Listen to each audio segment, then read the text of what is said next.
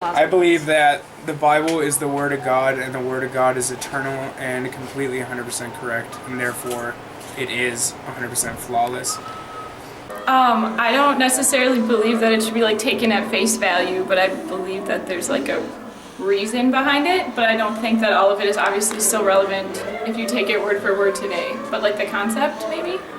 I really look at the Bible as a life guide to live by. I don't really see it as all being true. If you look at the history of the Bible and all the things that are in the Bible, there's history to prove that, like, people actually manipulated the writings for their own culture and where they were at, except, you know, the true, like, ethnicities of the people, for example, Jesus Christ, you know, but, yeah. I don't really believe in the Bible a whole lot.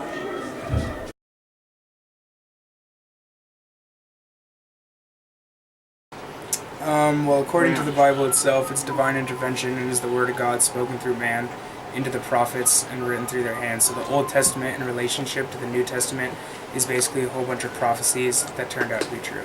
Well, people wrote it, but like they were inspired by divine power when they wrote it. The inspiration comes, I believe, from the events of Jesus Christ and him being killed and him resurrecting. And people were like, oh, darn, this guy is like something else. Let's make a book about this dude and let's talk about all the other people in Israel. Man, they sick as hell, man. Well, it was written by real people, but bits and pieces were chosen by the people, the elites of the time period, so they get to choose what goes in and what stays out. Okay.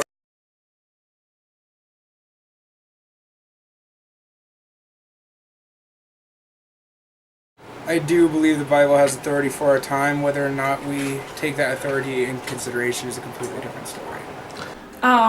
In the basis of like concepts, but like I was saying in like number one, but not like word for word, because obviously some stuff is not so relevant today and times have changed. But I think overall there's like certain things that can still be applied to life today. Yes, it has authority for our time. If you look at politics, if you look at, you know, the diverse people in our country, and it has a lot of time, like a lot of ties to things, and yeah, so.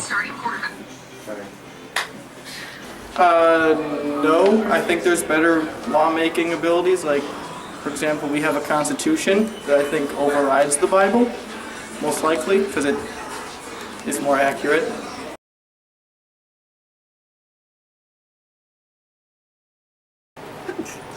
Currently, God bless you. Currently, there is no signs of miracles, but we can pretty much see God every day in our life through nature and through the way the human works, and through process of elimination, through looking at different animals and different organs that can't exist, the animals that can't exist without certain organs, etc.